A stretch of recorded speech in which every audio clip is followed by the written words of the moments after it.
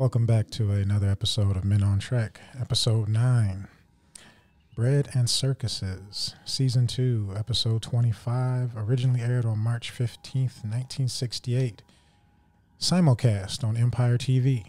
Oh, by the way, March 15th. The has Ides. has some significance. The Ides of March. Beware of the Ides of March. Who are we? I am Admiral Looks Good in Red Keith. The gentleman informing you of history that you should already know is Captain James T. Palpatine. And across from me, the indomitable, the great, The reigning, Captain, the defending. Captain Mark Dystrom. This is not one of my favorite episodes. And next to It's me, not? who cares? And next It's to me, really not. It's not one of your favorite episodes. Why did you want to do and it? next to me, Lieutenant Audio Arthur. who Audio Arthur. does all the work. Special shout out for Audio Arthur. Yes. He'll be remote Yes. for the next few episodes. He's going to Starbase Cubana Cubana. That's right. for a little while. Someone has to.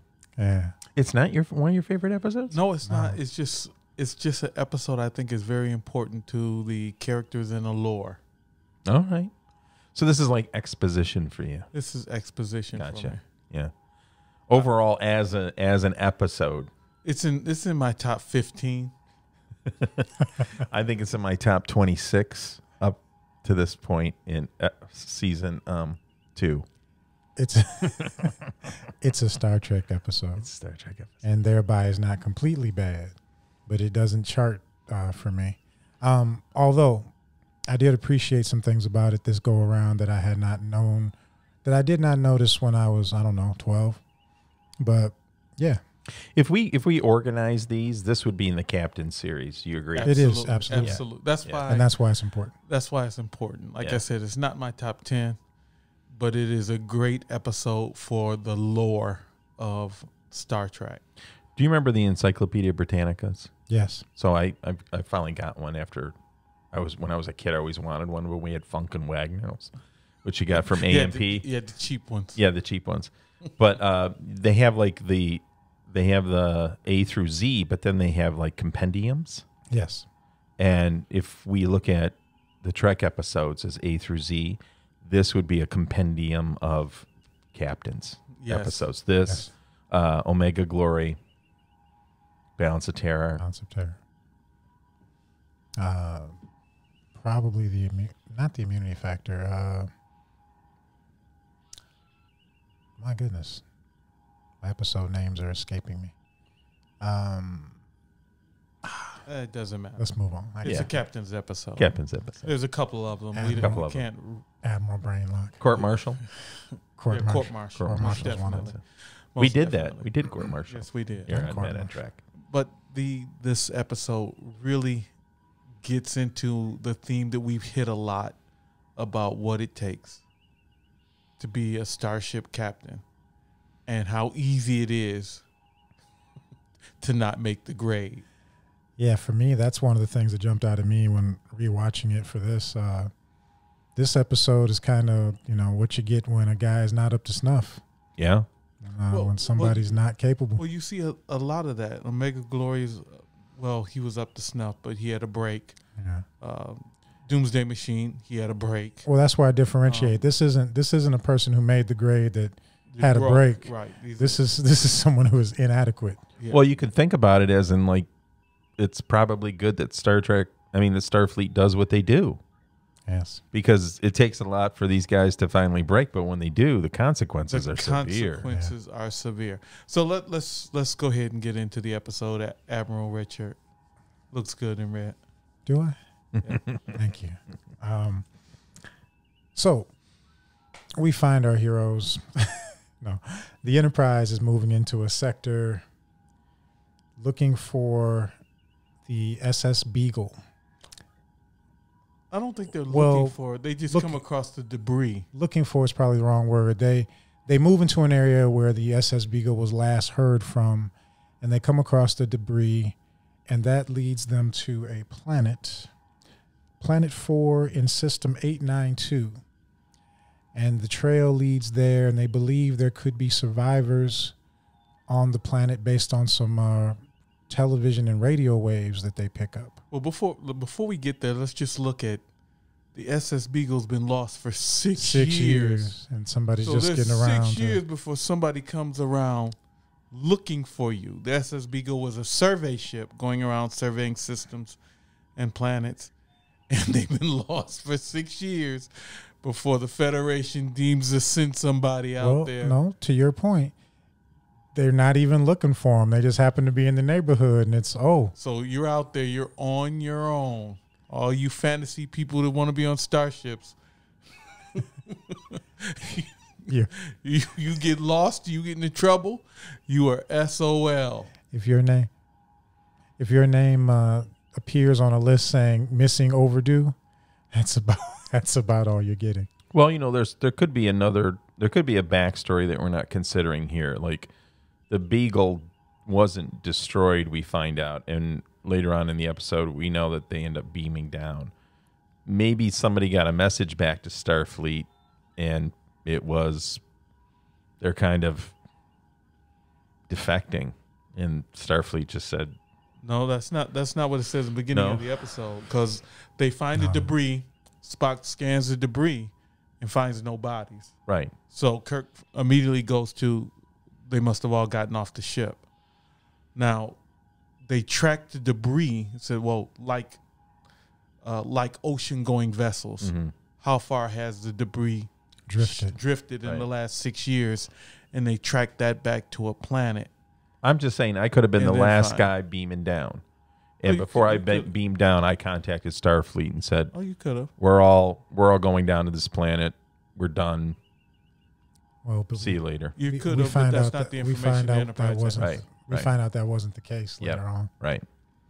So, but it's still 6 years out. 6 years. Yeah. I mean, if it's a planet that's very hostile, you got to survive for 6 years before you can even think about being rescued. It speaks to things, and you see it in other episodes. Ships go missing, and they don't never heard from again. They don't move heaven and earth trying to find out what happened to them. Nope. They just mark the last known position and rock on. You're gone. You're missing. No backup. If somebody else passes through that area, they'll take a look around for you. And this is a beautiful theme in original Star Trek. That, as you said, Jim, there is no backup. A lot of times Kirk calls Starfleet for an answer, and he gets the answer after the mission is completed. Yeah. Unlike other Star Trek series where they get to consult. The connection between Starfleet and them were so close. Yes. That the captain is just a figurehead. When you're the captain of a starship, you are on your own. Mm-hmm.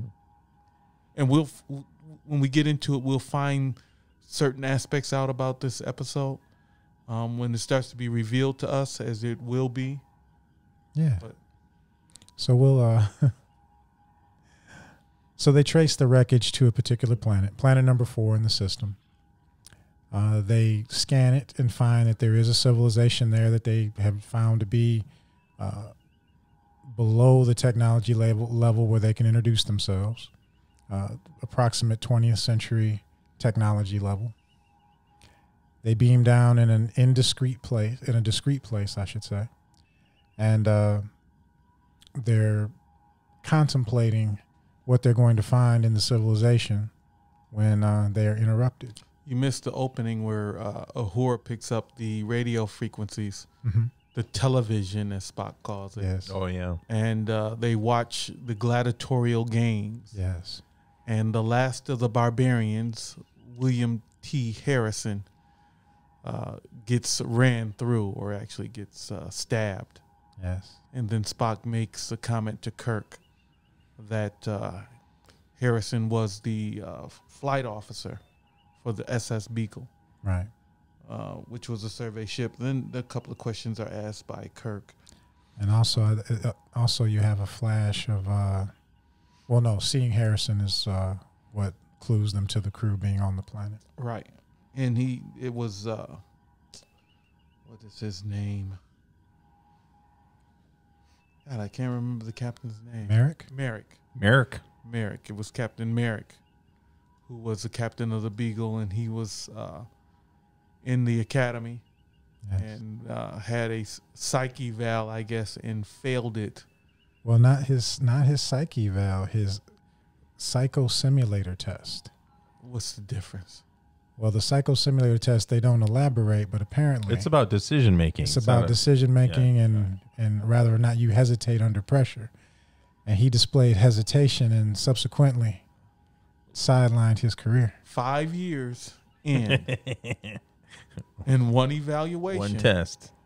As we've been saying over and over on Men in Track, for those of you who have been listening to us, one mistake can wash you. And that washed him from being a captain. Well, of a starship. Washed him out of that seat, yeah. So he becomes the captain of a survey vessel. But it's not a starship. It's a spaceship. They don't get into a whole lot of detail of the difference. It's not a ship. It's not a ship of the line. It's a. I don't think a survey ship is going to break it off on you like a starship. No. I don't think that they're. Might have had a phaser bank or two. You think so? Maybe. Yeah. Just so they weren't completely helpless. Defenseless, Yeah. But it washed him out of the Starfleet program. It took him offline and he becomes a merchant marine. Right. Well, he's still in Starfleet, but he's not a starship captain. He gets to have all the punishments, but none of the glory. Yeah, the difference is the Beagle has 44 crew members. 47? Yes. And the Enterprise has 400. 400. 400. I thought it was 430. I think the official number is 430, but they generally just say 400. Yeah. So 10 times. Right. The Merrick has a ship that's 10% of Kirk's responsibilities now. Could be worse. He could be driving a garbage scow. That we do know that is a thing. We know it exists. We do know that is a thing. Could be worse. That's what Captain Tracy would be driving once he gets out of the insane asylum. So all that lead up, and then we actually get into the episode after the commercials and the beautiful Star Trek whooshing of the Enterprise. Yeah, that remaster. Remastering's just gorgeous. Really nice, yes. Said 1,000 times. If you haven't seen the remaster, what are you waiting for? Yeah. Get on it. It won't hurt your feelings at all. So they beam down to the planet. Yes, they do. And as they're walking, we get a pretty crucial piece of Star Trek information. The Prime Directive is outlined what appears to be in total. Now, this is a Roddenberry written episode, correct? It is. Right. One source said that it was written by Roddenberry and Gene L. Kuhn. Another said just Roddenberry. I believe that Gene L. Kuhn probably had a hand in it. Gene L. Kuhn had a hand in just about anything that was worth. Perhaps Mr. Roddenberry just didn't credit, but who knows? Well, two different sources. It may not be his fault. That's right. As much as we love Star Trek, Roddenberry was not the best person in the world to work with. He took credit for the initial music. I didn't know that. I didn't know that. Yeah, the Alexander Courage score. Yeah, the guy who wrote the score. Courage. Yeah. Courage. He was getting revenue from it. Yes. And Roddenberry wrote lyrics to it. Yes. So that he could piggyback and take some of the revenue. Okay. Yeah, that is one of the obscure seedier sides of. Well, Roddenberry did several things like that, but one of the more obscure Star Trek trivia things is, do you know the lyrics to the Star Trek opening credits theme song? Which I do not. I've heard them once. Well, so we're not just Roddenberry fanboys. we love the series, but we acknowledge the imperfect vessel wherein we receive such goodness of space. Truthfully, I've probably pretty much always been on team Gene L. Kuhn, because when you trace it back, everything I really love about Star Trek comes from that direction. But yeah, I mean, I still give Roddenberry as he's like the CEO. Oh yeah, sure, and he's got people working for him that do great work. Yeah, but he had the idea, and someone else gave it life. Yeah. But he wouldn't; those guys wouldn't and gals wouldn't have the opportunity if he didn't. Without Roddenberry, that's right. Absolutely correct. Same argument can be made for some other science fiction franchises that maybe there's a founding father or mother that far away. That's right. Founding mother. I'm just trying to Name one. I'm just trying to. No. Name one. Name who? Gene Roddenberry. No, a founding mother. Gene Roddenberry. DC isn't DC Fontana? It's one of the talented people working under the CEO. That's right. Extremely But talented. not a founding mother. I think I'm If there is a founding There mother, is. She's the closest there is if to there it. is a founding mother, yeah. Okay. I'll concede that one. Thank you. I'll give her props. So, Captain Dystra, you want to make admiral someday? Tell me what the prime directive is. Well, let's go ahead and get into Are We There? We're We're there. there. Because they beam down Before to anything else happens, they talk about the prime they directive. beam down to the planet and they beam down pretty far away from the city. Yeah. And they give a logical reason why they got to walk all the way, unlike other TV properties. So they wouldn't be seen. And the prime directive, I don't think I've got it completely written down correctly. The admiral does. No, it's just, But it was interesting the way they chose to deliver it because each character, Spock, Yes. Kirk, and And McCoy say a Recited. part of it. That's Which how means- to demonstrate how well they all know it. Yeah, they know it forward and back. so it's it's drilled. no into- identification of self or mission. no interference with the social development of said planet. I don't have it in front of me. You're the third one. You're supposed to have it. No reference no to reference to space, space or or fact that those there are other worlds. Right. I'll just say no reference to space. And no acknowledgement of it. And no more advanced civilizations. Right. Yeah. Space and other worlds and no more advanced civilizations. So you can't tell anybody you guys are backwoods. But I like McCoy's line. He goes, I just wish one time I could beam down to a planet and say, lo, I'm the Archangel Gabriel. Even better than that is when he's ribbing Spock and he says, "Not with those ears." Yeah, Spock goes, yeah, that's childish. Yeah. He said, you wouldn't be able to do it with those ears. Maybe with a With pitchfork, though. Yeah, that's what I like. The ribbing between McCoy Spock and and Spock in this episode is really good. And you get to see the bonding. Yeah. But they're bonding around James T. Yes. See, if I beam down, I would do the Gary line. Pray to me. You beam down. That's why you Pray would, to me. That's why you would not make Pray. the psychological test. Pray to me. Time to pray, Captain. Pray to me. And you would be washed out of the program. No, They would give you a carbon Jim- scowl. Jim has the good sense to be far in deep space, away Well, hold from on a prying second now. eyes. We're both captains. We made it through Starfleet. We're must- not going to make it through. You must have hit it We're very well. We're retired now. But both of you, Captain James T. Palpatine, Starfleet retired. both of you need work on that whole prime directive. Megalomaniacs. Pray to me. Pray to me. And that's the problem. The power of a starship and the SS Beagle was just a spaceship. He did not make the grade. Survey ship Beagle. Survey ship. The temptation of coming to a lesser developed planet and setting yourself up as a god king would be huge. And you got to weed that guy out before he does it. Yes. Because Audio Arthur would have a harem on planet Cubicon. Cubana. Cubanicon. South sector. Well, as you talked about, a part of the Captain series, so the next episode 10 of Men on Track will be Omega Glory, Omega Glory. which is Captain Tracy in the USS Exeter. Right. Yes. So here we're looking at Merrick's fall before he becomes a starship captain. Yes. What limits him, and we'll see it in the episode, his problems.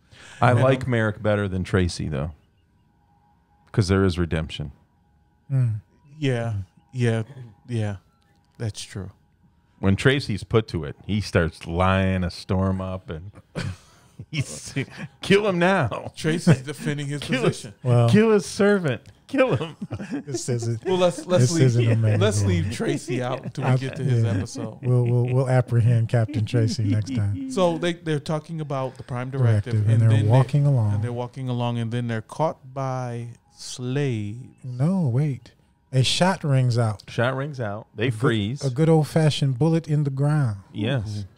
They can kill just as good as a phaser. Yes. Mhm. Always have. Except Always it leaves will. evidence. Yes, it does. So It for you does. people intending murder, So they freeze, Use a and then phaser. you use a phaser. Kirk goes for the Oh, James Yeah, T Kirk- goes for the phaser. Yeah, Kirk's trying to work it out. He's going for the phaser. Another well placed shot lets him know he can't get away with it. Those dudes are a good distance away.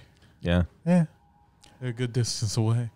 And you get the camera angle gives you a great landscape with Indians kind of picture frame. You see rocks and shrubbery, and bullets are coming from somewhere up there, and you don't see anybody.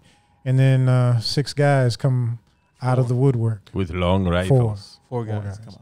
Come out of the woodwork with And- 30-06s. And what's funny is Kirk goes, I think they mean it. And Spock gives a smart line. I think this is evident. They just shot at you. They shot at you, Captain Dummy. Yeah. And we're introduced to Flavius, who has probably the worst chronic anger issues of any supporting character. Well, Flavius is. Yeah, he should be smiling more. At least he's on the Star Trek episode. He's always angry. He's angry. He always wants to kill people. Flavius is trying to suppress that desire to kill. He's not and doing it's it very well. causing him to frown. Yeah. He's like, I should kill you now, but I'm going to want to kill you later. So come I'm with gonna me. save you for later. Yes. Save you later. Yeah. Yeah. Now, Flavius's expression is an illustration of that classic thing about stress. Stress is restraining the urge to wring the living daylights out of somebody that richly deserves it. Oh, You smile when you just go with your impulses, I right? gotcha. Right. Yeah. But our heroes are captured, and they are walked to the Secret camp, hideout. the secret hideout, Yeah. by Roman slaves with 30-06s. And Yeah. scopes. That guy's got a scope. Scoped weapons, yes. Ooh-wee. Yes, accuracy is a thing in Rome. They are captured, but they are taken before Septimus, leader of the escaped slaves And former senator. and former senator on another planet. Mm-hmm. No, on this planet. I know, the actor. What we are noticing on Men on Trek as we go through, and that you don't necessarily notice when you're a kid, is reoccurring actors across episodes, Right. Budget. and not in small roles either. Budget. Could be budget. But good actors. Good actors. Yeah. Good character actors. Yeah. So, upon meeting Septimus and company, and Septimus explaining to Flavius why you can't kill everybody you meet Because of the sun. because of the sun. The sun. And in this point, they find out that it is a parallel to Earth. And there, what theories more- is it? Hodge's theory of parallel planet development? I think it was Hodgkin's. Hodgkin's law. Hodgkin's law of parallel. Parallel development. Parallel Yeah. development. That planets that are similar to Earth, Spock makes mention of this at the beginning, the very beginning when they're scanning for the SS Beagle's location, that the Earth is, this planet is the exact same size as the Earth with the exact same body of water to land proportions and pretty much an identical atmosphere. So it's so much like Earth that when they're captured by the slaves and the slaves speak out, there's no universal translator. Spock goes, that's miraculous that they're speaking English. And then he goes into explaining the Hodgkin's law of parallel development. That there's somebody postulated that a planet millions of light years from Earth with all the Earth simulacrum would develop the same type of life. And this episode goes beyond, because I know when I first thought of it, I thought initially someone contaminated it. Right. This is not a prime directive contaminated and they became like other episodes, like a Piece of the action. This is a world that just developed this way. And Hodgkin's, for you Deep Trek fans, Hodgkin's law is quoted in other episodes across different series. Who can put that in the comments and tell us when and where. And Hodgkins himself has a deep backstory for anybody that knows about that out there. Let's see who's got those Star Trek deep tracks. So I'm just wondering. So look at the girl in the Jupiter 8. Isn't that the slave? It very well could be. Yeah, it looks like her. I think Very that's well the could Easter be. egg for us there. It very well could be. There's a magazine in the episode, and it's showing a girl standing in front of a It's the latest copy. Vehicle. It's the latest copy of the Galleon. yeah, and I think she is the one who plays the The actress that plays this. proconsul slave. Go back. Yeah. Let's read what the article says. Which is an advertisement for the car. I know. Talks about super grip tires and super glide suspension. It's 456 Super roaring. Flow automatic transmission, super glide suspension, super grip right sidewall tires. I think I see. 456 horsepower. Yeah. Ooh. And it looks like something you'd go up against Speed Racer. So there's the Jupiter 8 car, Mars toothpaste, smog. So they're going through and hitting those things that are similar. Mhm. And Septimus goes, although they just what was that? Bath salts. Neptune. Neptune's Neptune's bath bath salts. salts. So Septimus goes through and says these are all off of false gods. Right. Well, those are the planets that we know of, which were Well, they're- representation of The Roman god. the Roman gods, Mhm. and we named stuff from it, and they did the same thing. Mm-hmm. So that gets into the parallel Earth theory. And Septimus says that when he was a senator, he believed in those gods, but now he worships the sun. Now, in other episodes further out in the Star Trek universe, other series, they postulated there was some creatures, some aliens that planted humans Yeah, they throughout the galaxy. They have a theme of a ancient race that populated the universe, like so many other science fiction stories do. That's Ridley Scott with the Alien saga, right? A lot of series go there eventually. I personally didn't like Star Trek. Certainly didn't need to go there, in my opinion. But almost everybody does it at some point. The race that's older than the other races that populates or is the forerunner of other species. Right. We're not saying that in this particular episode, but Right. we're dealing with the Hodgkin's law. So the similarities they find very strange.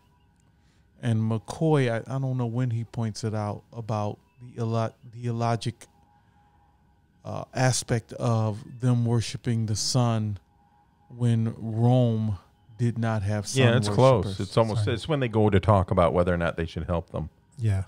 Because what he talks about, Kirk starts to get more specific, and he said, we're looking for a friend of ours, and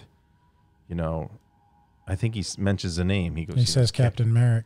Captain America, and then all the slaves jump up because Mericus. Americus has been breaking it off on him for The 6 first- years, the first 5 years. citizen First America. citizen, yeah. And then Spock asked the question, can I ask this question? When did Mericus appear? Right. So he And- came to power 6 years ago. 6 years ago, and that's when the USS Beagle was lost. Right. And of course, at that point, Flavius wants to kill them.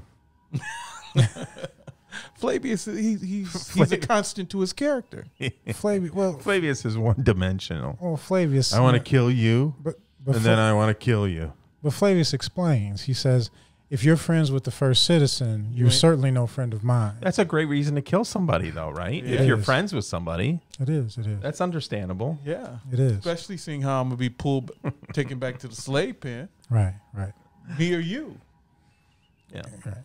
And Flavius explains that he was a world champion gladiator.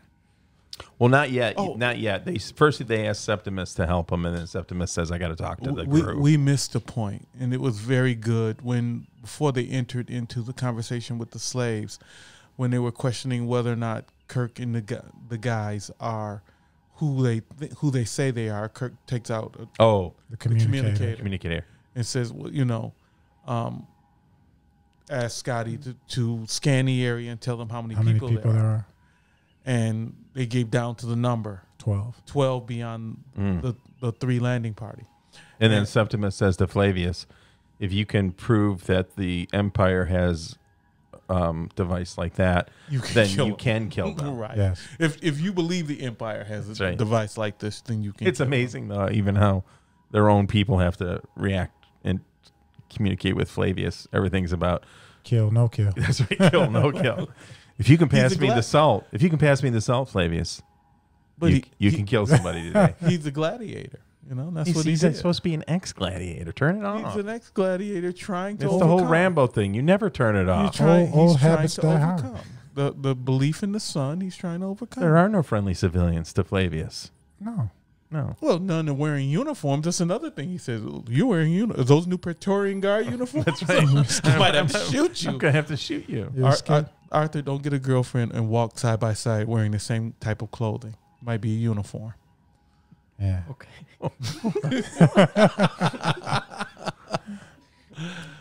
You should. You really. So they decide to help them, and they're going to give them appropriate clothing, which is slave clothing. slave clothing. Yeah. Because if you're going to infiltrate a city, Look like a slave. look like a slave. But they handed them over, your basic gray sweats, and Yeah. that's what everybody's wearing now. So, Yeah. what does that say about us? But what's yeah. With the little chains With the little chains across the neck. They're slaves. They're slaves. But I don't know when it takes place a conversation about Spock. I guess is when they get Yeah, get in the city. Let's go. No, they go to talk about whether they're going to help them or not, and then Spock pulls off.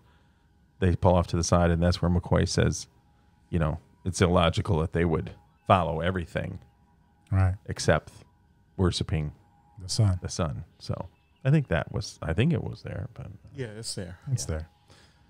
so then they head out, And Flavius warns them that the police are everywhere. and the police will kill you.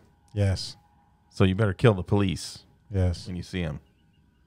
That's And while they're hiding behind some trees, Oh, the great line. It goes, what did he see? Did you used to be a slave? Who asked him that? Kirk asked them that? yeah. Kirk asked him. He said, were you a slave? And he goes, you must be barbarians if you don't know who I am. Flavius Maximus is. yeah, I I was the number one butt kicker in this whole region. I'm Russell Crowe. I was the LeBron James of Roman gladiatorial game, That's right. or the Michael Jordan, or some other fantastic basketball player. Right. And while Flavius is monologuing, the cops show up. Yep. Well placed burst of automatic weapons fire into the trees and not hitting anybody. Yes. Well, I think it hit 3 trees. It did. Three trees, no people. That's serious control there. I'd surrender that guy. And those are like grease guns. Yes. Those are like 45 grease guns. They're Yeah. like, no scopes or anything. Yeah, Iron yeah. sights. And then while they're being held by the cops, Flavius cannot. Flavius can't go anywhere. One cop is like, look at 4 fishes. And Flavius Maximus. Yeah, Flavius can't withhold. He can't keep himself under control. He was provoked. The officer He gets this rage.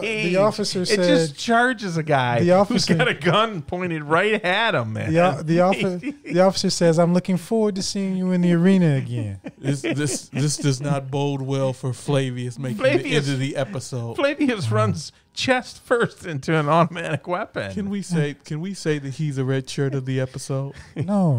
Yes, he is. Oh, Oh, yes, he is. no. Yes, he is. I don't claim it. Okay. All right. I don't claim it. So they're taken by the Praetorial Guard and they're taken into prison. Flavius is dragged in because he's been butt Beaten. whipped, He's been beaten. pistol whipped. He's been forcibly apprehended. So this is a great line where Kirk is talking to the commander of the police to bring him in, and he says, "Let the first citizen know But that I want to see him. I want to see him." He's like, And the cop's like, "What?" Arena Bay. Bay. Yeah. Who are you? He goes, Yeah. "I'm possibly a The first- friend of the first citizen." But you can't risk that. You can't risk taking that chance. Yeah, you can't take that chance that I am a friend of his, and you didn't let him know. But the way that Sir William delivers that line. Oh yeah, Yes. he's in Oh, control no matter, even though he's being thrown in jail. He's like, you know what? You you people. Yeah, I You can, know, burn, I just- can, yeah, I can burn your planet down. I just I can burn your you're planet so down. lucky I passed all my tests. because- That's right. That's right. That's right. Tell your boss I'm Tell your here. boy. That's Tell right. your boss I'm here. That's right. I want a piece of the action Krakow. Ah. I think you're bucking for episode 11. Knock it off. No, it's just so much of it. The beauty of Star Trek is so much of it ties together. It's consistent. Right. It's consistent across the episodes. And it doesn't have to be episodic to do so. It doesn't have to be one continuous story to do so. The writing where the characters are consistent and the threads that hold it together, like this is a captain's episode, what's required plays across. So, you know, that's such a great point, because if you think about it, you know, what comes to my mind is, you know, what's another show that had strong characters and sort of kept things going in its MASH, right? But MASH didn't travel to a new site every time Right. and have to, like there was the North Koreans, the South Koreans, and the U.S. Army. And every once in a while there might be characters that came and went. But if you think about what old Trek did is it had that sort of character development, and every episode they had to deal with a new environment, new culture, new problems, new rules. One time you're in ancient Rome dealing with Apollo, and next time you're in the Wild Wild West. Another time you're dealing with Klingons. Oh, you got to do the Spectre of the what? Spectre of the Gun. Oh man, You're dealing with the Wild Wild West. Next time you're dealing with the rock creatures. There's so much going on. The only thing that holds it consistent is the characters and the theme behind the characters. Yeah. Which is Starfleet. The Spectre of the Gun is just that's the best example of this, because you can take something as hokey as that could have been, Yeah. and as fake as they were making it appear to you. There was only storefronts and Right. and all this rest of stuff, and it was like I believed everything about that episode. I never once was going like, oh, this doesn't make any sense. All of it made sense to me. They're making you buy into it. Absolutely. I hope they use Val Kilmer in the remaster. But so they're locked up, and then they begin to, as Flavius comes out of it, Spock asks him questions about, how slavery. Why aren't you guys? Why haven't you rebelled by now? And He said they did early on. they did early on, but they started getting perks. Limited rights. So they got right to health care. Food. Could they have Consistent had some food. socialist senators or something? What do you- They had smart. They found a way to keep people slaves Right. Yes. by giving them just enough For them not to fight. So I'll give you free health care. Yeah. I'll give you retirement plan that you pensions, can Social survive Security. on. Social Security. Security, and I'll give you uniform pay, Yeah. guaranteed wages. Yeah. Isn't it amazing that in 1960, when was it, 67? 68. 68, Roddenberry called like universal health care. Yeah. Like, why would you even, I wouldn't even be thinking about that then. He's like, that was one of the key things he said. He goes, well, we got access to medical care. Right, And- but it was a way to keep the people slaves. enslaved, to keep them happy And with the bare minimum. And they got their gray athletic leisure wear Champion. to run around in Yep. and be happy slaves. Yep. But they're still slaves. And senators are still senators. Yeah. Isn't that interesting, It people? is interesting. So Flavius says, listen, for a moment here, I'm not going to talk about killing. I'll just talk about, all of a sudden, being a slave. we started talking about the sun. And No, we heard the word of the sun, word of the sun. which they kept from us for years. That's right. Right. They hid the word of the sun for years, that all men were brothers, and that turned me from being the murderer you see me to be and the murderer I was. To being the guy that I'm trying to be the guy that's trying not to be a murderer. I'm The guy the- trying not to be a Now murderer. I'm the murderer that says to you, you're my brother and I should love you, Although I want to kill you. although I need to kill you because you might be a Praetorian guard. But Yes. but Slavius brings out the word all men are brothers, and he goes, "Am I a fool to believe it?" And Kirk goes, "No, All men are brothers. all men are brothers." Right. And then Slavius, the guard, comes and takes Slavius away. It's interesting in that. I mean, it's just a directorial thing, I guess. But Sir William, delivers that line looking away from the camera and at Flavius. Yes. I thought that was pretty All men powerful. are imagery. brothers, Yeah. right? Yes. And it's almost a teacher-student moment. Right. Right. But And- that's a universal in track. But he's hiding it too because the guards are coming. Yes. So he's hiding that. He's telling him that, but he's also kind of hiding it. He's not. And I wanna show the whole 5 minutes of this clip to Congress, but but in any event, But Slavius is taken away, and Spock and McCoy sort of get into. I think it's this one, or is it when they're in jail by themselves after they take Kirk? Yeah, it's later. Where they're talking about the benefits of this Earth versus. No, that's when they're Kirk, sitting sir. with the pro. that's council. when they're sitting with Oh, the pro yeah, council yeah, and yeah. the first citizen. Let's wait. That's when they're taken Yeah. from the cell, which is And we're they about they there. come and get Flavius, and he's like, "I'm not going to fight." And they're like, "We'll put a sword in your hand, and you'll fight." They take him away, and then they say, "Come with us." And Kirk says, "There's 3 of them. We may not have a better chance." And Get help. Some amazing get help happens. Some amazing things happen in the next scene, and that is we see McCoy. Well, leading up to that though, I like when Kirk looks at McCoy and goes, "You're not feeling well." And McCoy kind of looks at him like, "I'm not." Yeah, It's just funny. let's do get help. I don't want to do get help. I hate get help. Hey, This get is help. where get help comes from. This is where get Must be. Must be. But yeah, so McCoy's like, "Well, no, I think McCoy saves it. He says, "No, I think I'm okay." Yeah, And I can make it. I can make walk. it. Yeah, I can walk. And then he doubles over, and a battle ensues where Spock's guy goes down quick. Spock breaks out the Vulcan pinch. And McCoy, big right hand, Pow. pow, Yes. comes from left field with that. Yep. Full McCoy wind up. And then follows up with the judo chop. with the judo Chop, chop. chop. Starfleet judo. Yeah. McCoy doesn't Gives usually a new meaning to the term combat surgeon. combat surgeon. Yeah. And McCoy doesn't typically do well in prolonged No, fights. he's usually. Well, we Yeah. see a little bit later on. Yeah, he gets Kind beat. of the average Yeah. McCoy sort of Yeah, performance. he's having a more. So of a we McCoy think day. our intrepid heroes are home free, but But the Romans are used to escape slaves. yes, and there's many submachine guns, And Merrick makes his appearance. along with As Proconsul Claudius Proconsul Marcus. Marcus. That's right.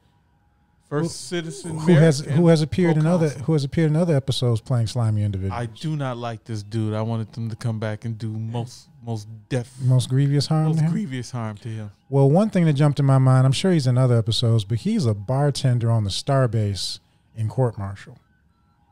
Okay. I'm pretty sure he's the bartender on the All right. Starbase in Court Martial. Okay, we have to go back and look at that. But here's where Merrick and Kirk get their kind of like captain to captain moments. Yeah. And Kirk's just looking at him like, What are you doing? What have you done? Yeah. What have you done? And Merrick says, don't judge me before all the facts are in.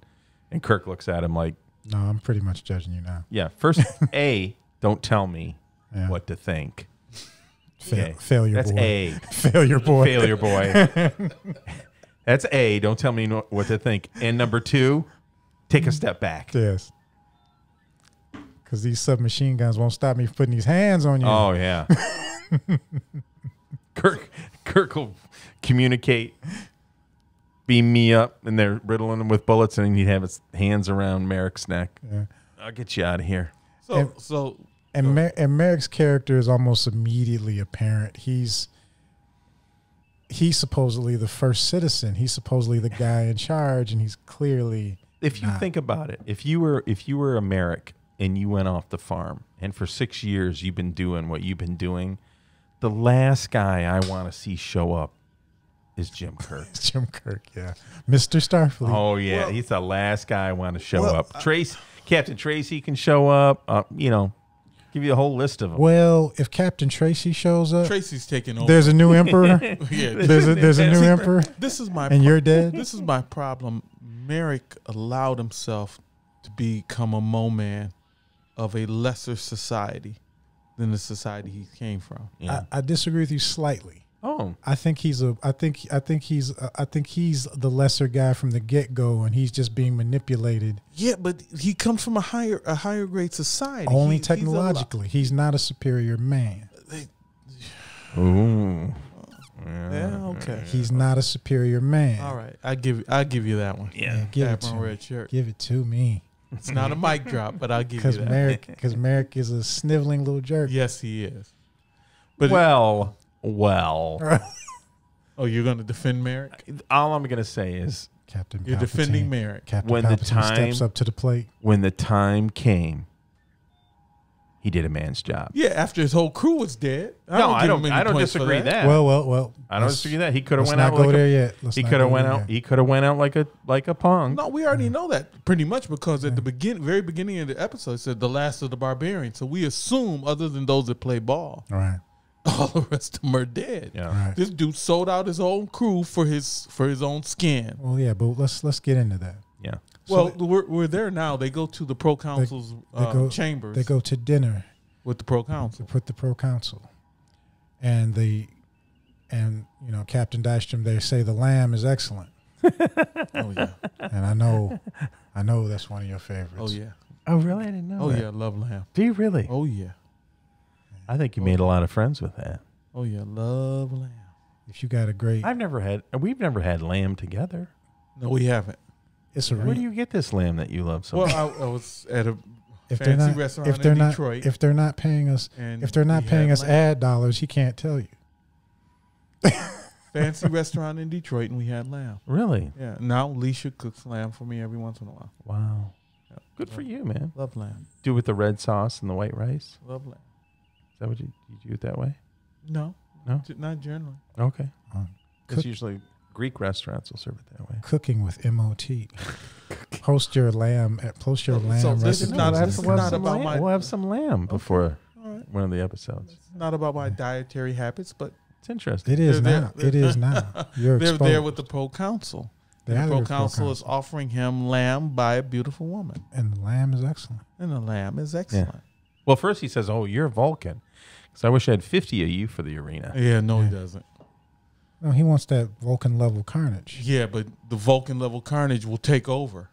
See, this is a problem I'm having with the episode, other than being Captain's episode, and showing the restraint of a captain who really does follow the rules.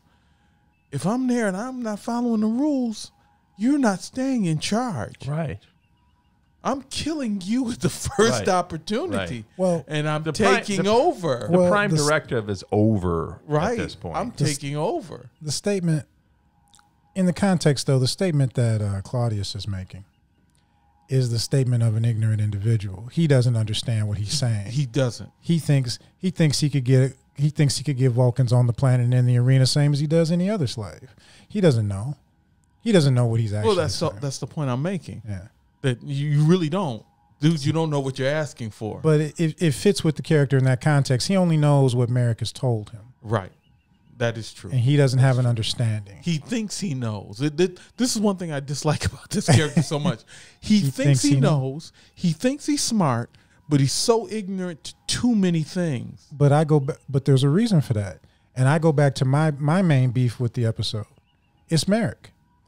He's met sniveling little Captain Merrick, and he thinks everybody's that way, and that's where his viewpoint comes from. Yeah. A guy that sold out his own ship. Right. And this becomes a point. If you're a starship captain, you got to make, as Kirk says later on in the episode, that he has sent people to their death before. There's some serious consequences Consequences to deal with. for violating the prime directive. And we talked about this in that Star Trek episodes before. right. That there are consequences to the choices you make in command. And you got to be willing to pay the price. How many times the Corbomite maneuver? How many times did Kirk threaten to destroy the ship? Right. Right. Other than letting some foreign entity, what? Take the ship. Take it. There is no ransom. Starfleet's not going to ransom that ship from you. You should have blown it up. Right. So you think some pirates are going to come on and take your ship and do this and do that, and Starfleet's coming to save you? No. There's If a self-destruct sequence for a reason. If Starfleet comes and has to bail you out, Right. you are probably being court-martialed For your failure. for your failure. Mm-hmm. It's not the Roddenberry world of fantasy and everybody's kumbaya. There was a lot of serious consequences. Well, it's a society that has probably gotten as close to perfect as possible, but it hasn't eliminated the realities of life. That's true. There's still consequences. There's still risk. There's still things that must be dealt with. But in being a captain's episode, the requirement on leadership, Yes. Always about the leadership. captain goes down with the ship. Right. You have the ability to lay waste to a planet, but you can't. Matt Decker says that Right. in Doomsday Machine. It's my job. Go down with the ship. Right. I put my I did saved everything. my crew. I did everything. I thought I saved my crew. I saved my crew. Decker's. Don't you think I know that? No, what's the other one? The other. Not anymore. But not anymore. Yeah, he sent his crew down, thinking he's doing what's right. Yeah. Yeah. See, the fantasy of the starship captain is beautiful. The reality of it is brutal. Isn't that the case though in any true Yes, it is. leadership position? Well, you never see that. You never see those consequences with Kirk in the old series. You start to see him having to deal with consequences in the movies. No, he deals with it. It's not his though. He's dealing with the second man on site. Right. And this bread and circuses what second man on site. Right. Because Merrick got there first, and Right. Kirk's looking at, man, you jacked this up. Can you imagine? Exactly. That's what differentiates this episode for me. Like we talked about, it's not a favorite episode, but in terms of good writing and a dichotomy, this episode is fantastic because the first man on the scene didn't die like he was supposed to, essentially. The first man on the scene didn't handle the situation. He failed. Well, not only did he fail, he stayed in it and continued And became complicit. Yeah, well, no, he perpetuated it. Yeah. I'm sure that Jupiter 8 car was probably built by his chief engineer or somebody in engineering. You know what I'm saying? He not only messed up, but he said, "To heck with it. Let's run this as far as we can." He contaminated. He the planet. compounded the Right, he problem. compounded it. Because at this point, when the parties are introduced, Kirk, Spock, McCoy, Merrick says, "Yeah, you're the chief surgeon.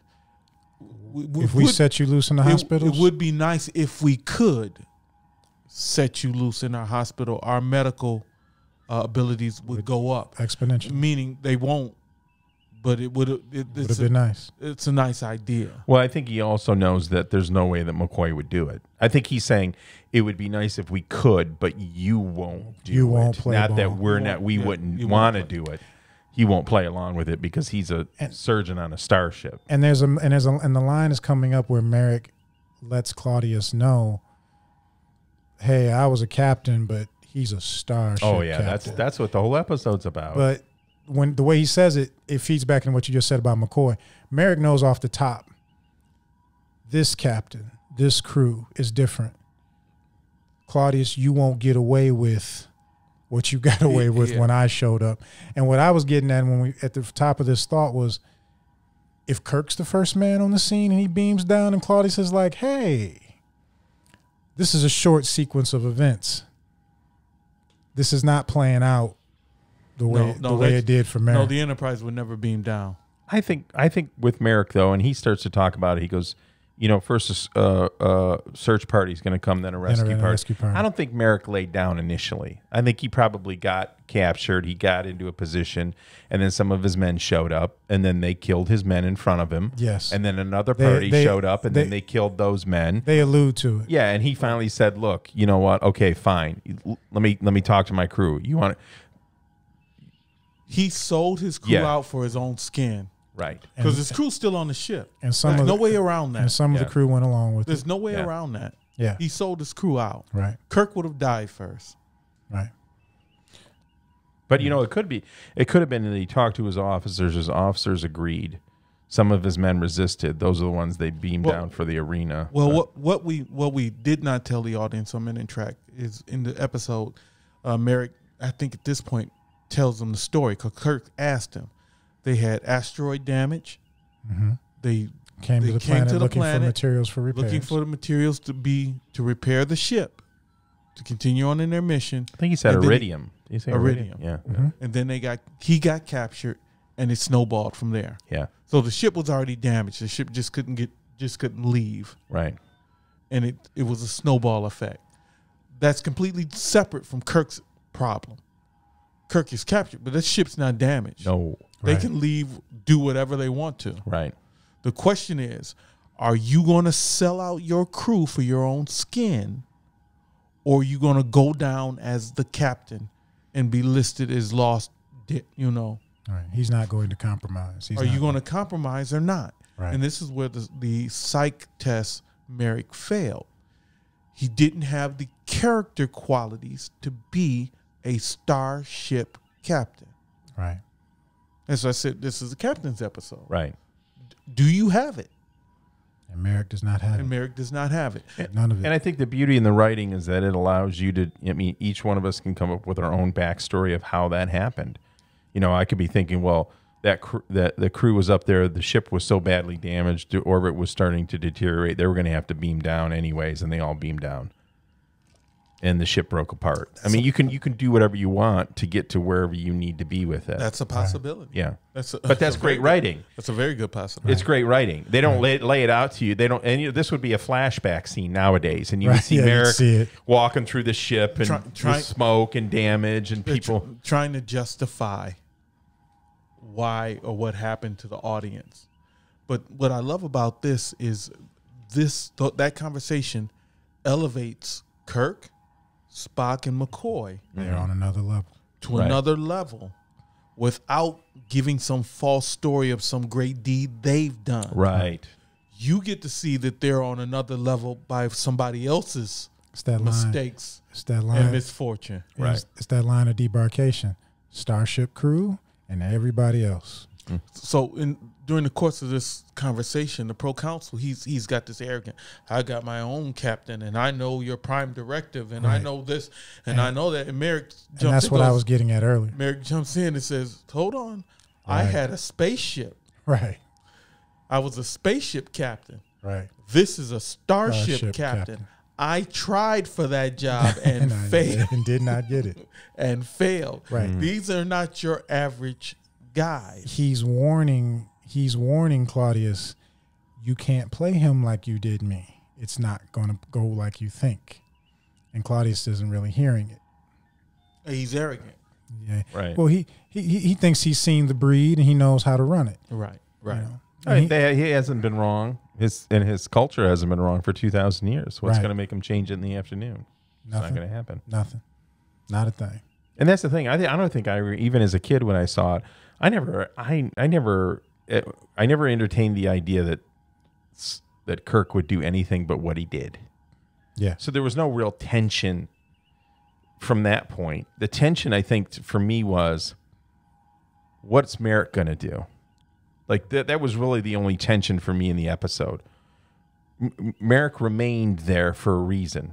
Like he was written there. He could have just been pulled off or something going to happen.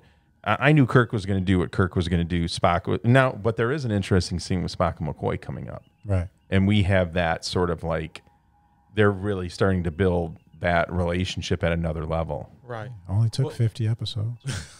well, this is episode 25 of second season. Second 50 Yeah, 50 episodes. episodes. So the pro counsel's going through all this, and he hands the communicator to Kirk and tells Kirk to make the call.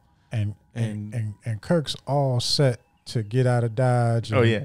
Yeah. But Right. but the pro counsel hits the magic button under the table, Yeah. and the submachine guns come into the room. The grease guns show up.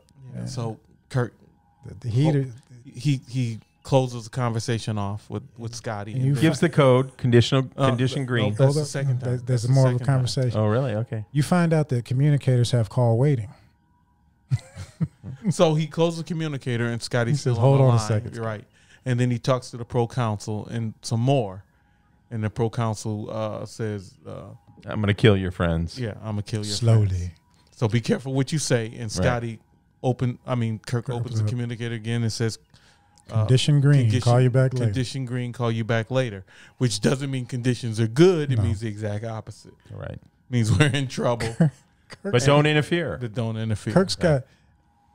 This comes from other episodes, Yes, it does. but Kirk's got a whole playbook, and I don't think it's Starfleet. I think this is what he came up with for his ship.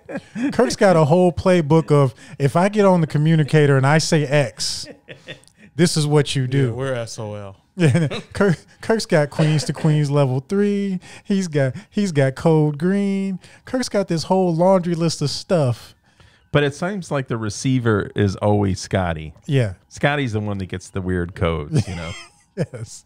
Scotty's the one still on the ship. Scotty, computer blue. Yes. Scott. Kirk, Darling Pickett. What did he say, Scotty? He said, "Grandma's pajamas." Oh, we got to get out of here. Grandma's pajamas. We got to get out of here. that means phaser. That means phaser barrage every city in the northern hemisphere. But before we get there's a conversation that goes around the table about Right. the society, Right. a society of slaves And control. and control. And Spock points out that their Earth or their world did not have the first, second, and third world wars. Right. We haven't had a third world war yet, but he's kicking off the numbers of the massive loss of life, Yes. and they have not had it. And McCoy's incensed because Spock seems to be seems somewhat endorsing approving. slavery. Somewhat approving of the society. Yes. And approving of the society. Yeah. And McCoy's like, hold on, buddy. They got slavery. Yeah. Spock goes, what difference does it make? They didn't have all the deaths. Right. So that leaves you in a moral conundrum, Well, I don't think- or at least an opportunity to think about I it. don't think Spock says they were better off. He What doesn't. He's pointing out the difference. Yeah, what he's saying is that you can't just say one thing is good or bad. You have to look at it in total. And in total is there are some things this culture and society did that wasn't bad compared to what your society did. That's all. And he does finish up with, doesn't mean I approve of it. Right. Right. But McCoy never hears that. He doesn't pay attention to that. McCoy's angry. So Almost in a Flavius way. McCoy is the angsty one of the three. He's usually mad about something. right. Well, he's supposedly the emotions, He is. the morality Yes. of the three. Kirk is the command. Spock is the logic. McCoy is The heart. The heart, the emotions. Yes. Which is why I get beat up all the time. And then, of course, Captain Daystrom's favorite villain, the pro counsel, continues to say, and isn't this the prime directive that you would all die rather than violate? And Spock goes, that's correct. And then and then McCoy snaps like a dry twig. Spock, can't you just not tell be the so truth? honest all the Tell time. Right. Yeah. And the pro counsel just smiling. He's like, But again, I got you. But yeah, this is all feeding into the pro counsel's perception. I got you guys. I know how to run you. I'm in control. Yeah. And it's really evident by this point in the episode that even though Merrick is the first citizen, Yeah, he's a mole. he doesn't run anything. He's a Right. puppet. Yeah. Yeah. And then Merrick says to Kirk, he goes, Jim, that was stupid. And I thought Kirk was going to just backhand him at that point. But he didn't. When Kirk tells Scotty condition green, and then the pro counsel gets all pissed off. And then Merrick tells him, this is not the academy. And This is I not a swore I test. heard Sir William's dialogue was, yeah, the test that I passed and you failed.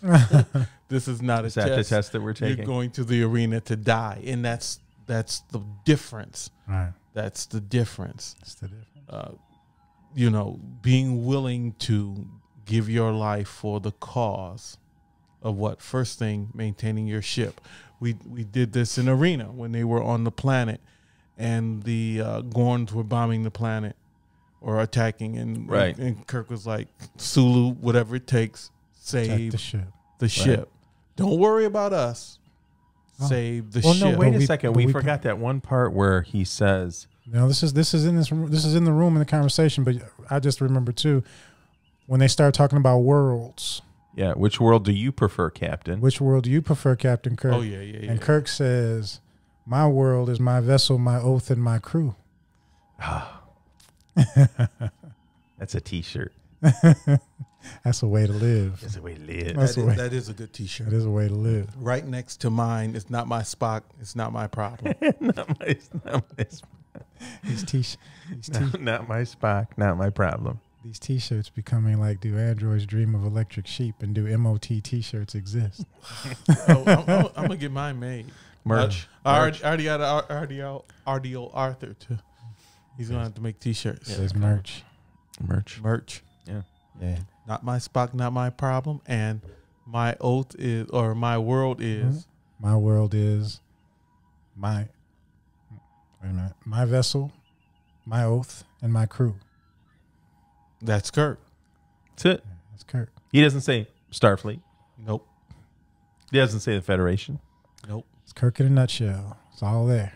He's not even really given that much credence to the Prime Directive. No. He's just like, This my is vessel, this is my priority. my oath, and my crew. That's it. That's my world. And at this point, you only got so much time in an episode, and you're kind of on the course. But at this point, you would think Claudius would take a step back and go, maybe this isn't the same kind of person. Yeah, but he's a one-dimensional character. He is, and he's arrogant. So after they take them away, because Claudius is going to take them to the arena to die. To force Kirk to watch his men die. We get to see a little bit of Scotty and Chekhov conversating, and Scotty's like, Spock. Spock. You said Chekhov. Yes. Oh, up on the ship. Scotty and Yeah. Chekhov. Oh, my apologies. I thought you were talking about in the prison cell. Let's The- see, the what- Russian. What episode are you into? He's talking to So he's talking to Scotty- young Mr. Scotty's Chekhov. Talking to Chekhov and telling him, I got I've got the code blue, which is code green. Davy and- from the Monkeys. And I cannot intervene, but something's going on. And then he asks Chekhov, okay, what's the power supply down on the planet? Right. Because we cannot directly. we cannot mess with their society. We cannot alter their society. Right. But I can sure turn the lights out. And so Chekhov's like, well, it's going to take some time to do the calculations. And he goes, let it take time. Let it take That's time. right. Yeah, as long as it takes. Get right. it done. That's right. Because I'm going to show them. I might not be able to do anything to them, but I can sure as heck frighten them. Scotty is a true engineer. He's like, Yeah, just turn figuring it the out. power off. Yep. Turn the lights off. Yeah. And you mentioned in the episodes where this happens, Scotty always has the con, and he's the guy you want behind you when things go south like this. He's the one that's going to figure it out. You want him up there getting things done. What's that one episode where, they beam down and then they find out they're in this mock war where they have to go to the incinerators and stuff? Oh, A Taste of Armageddon. Yeah, and Scotty's in charge, and he's like, I'm going to phaser barrage the entire surface of your planet. I love that one. You want some real And- war? And Scotty is going to do it. Yeah, he's going to Like, do he's not play acting. He's not. It's not like, in an episode where he's trying to bluff somebody or this, all Right. that stuff. He's not bluffing. No, Scotty is like, I'm gonna destroy your planet in the 20 minutes. in or the whatever it was. in the reboot movies. They made Sulu that guy. Right. Yeah.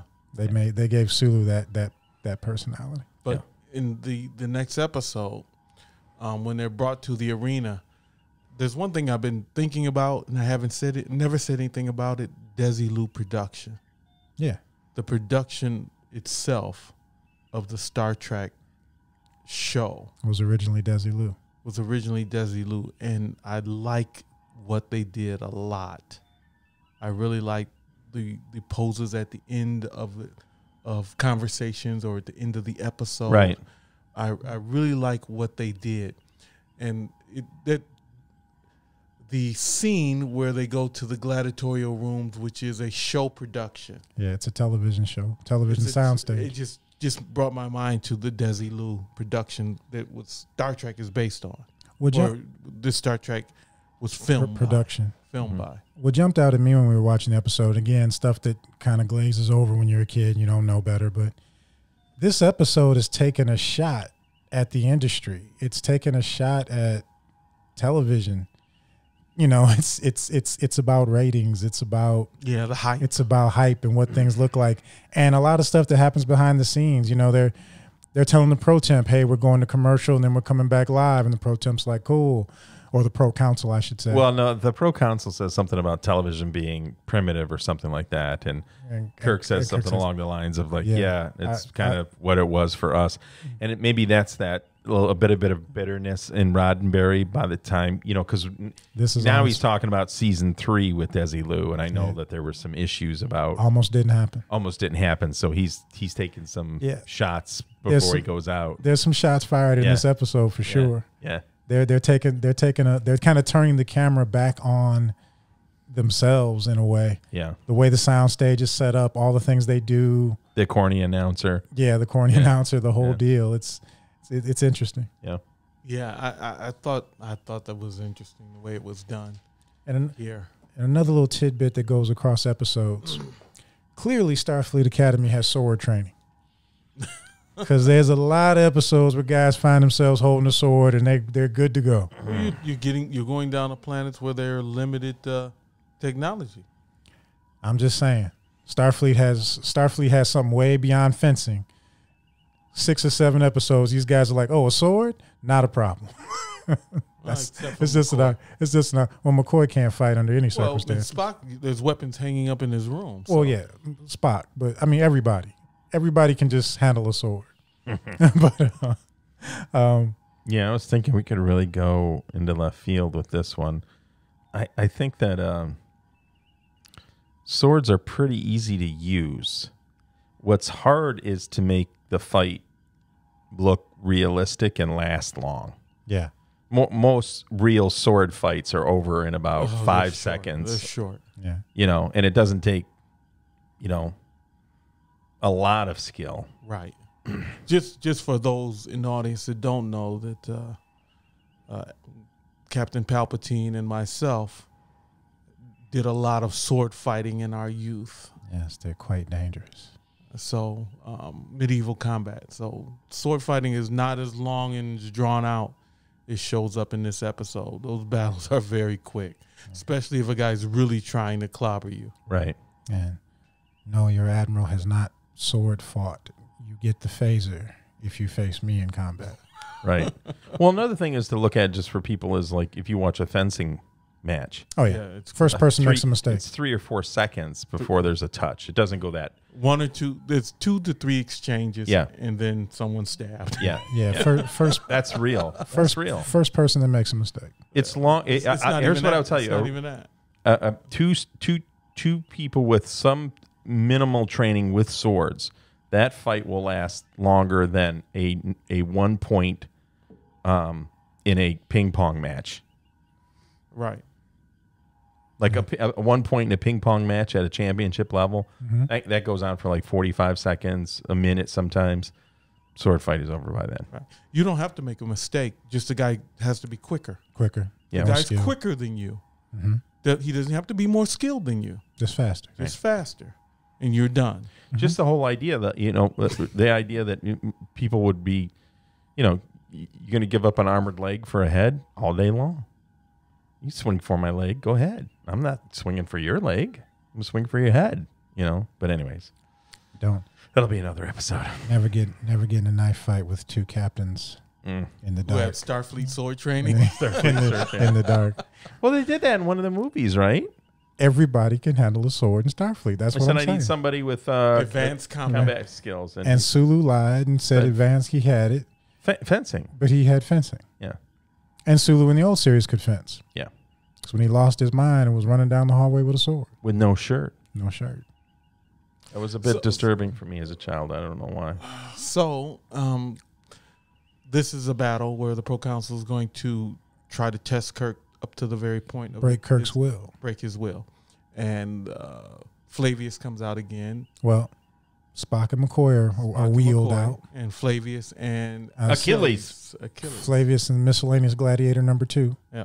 So they square Achilles. off. They square off. Although, He doesn't deserve a name. Although He has a name, Achilles and Flavius. right. Okay. Although They said it. They although- did. Okay, I know. Okay. Although Flavius is standing in front of Spock, he cuts over and takes McCoy, Yeah. and Achilles runs to Spock.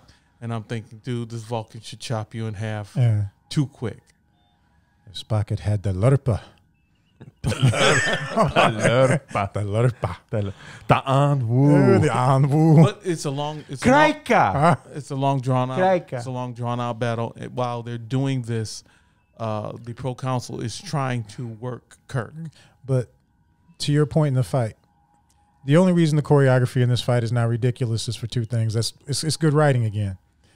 Flavius doesn't want to hurt McCoy, so he's sandbagging it Yeah, right. with McCoy, and McCoy's basically helpless, and Flavius is like, do something, man, make it look good. Right. Meanwhile, Spock is clearly superior to Achilles, but just doesn't really want to hurt him. He tells him in the Yeah. fight, I don't want to hurt you. And he's like, stop. Yeah. Well, he tells him, I can clearly beat you. Beat Yeah, you. yeah. He's like, Spock's like, you should quit. And to your point, Mark, Claudius, again, missing this, is looking at Kirk like, your guys are going to die. You really need to give me what I want. Right. And the beautiful line, Kirk sort of folds his arm and leans He back. smiles. He realizes he's trying to play a head trip Right. on him. He Yeah. leans back and says, I've seen, Entertainment more more in dangerous. the galaxy more dangerous, and this makes it look like a folk dance. He knows. It's no big deal. Somebody's going to turn to him and go, you know what? I've been involved in a Gorn drive-by. Yeah. Have you heard of Gorn UFC? UFC. I'm the reigning. I'm the defending. I'm the current champion. This is Good thing you didn't start with me, because I would have killed all your guys. Lucky I didn't beam down with my belt. That's right. but the beginning turn on Merrick is he makes a statement. He said, "I thought I would feel it less with your people." See, now Merrick starts to have a little bit of... He's having remorse that he was so jelly. Being in Kirk's presence is turning him around. It's really Merrick's episode It is Merrick's to episode. win or lose. It is. Okay.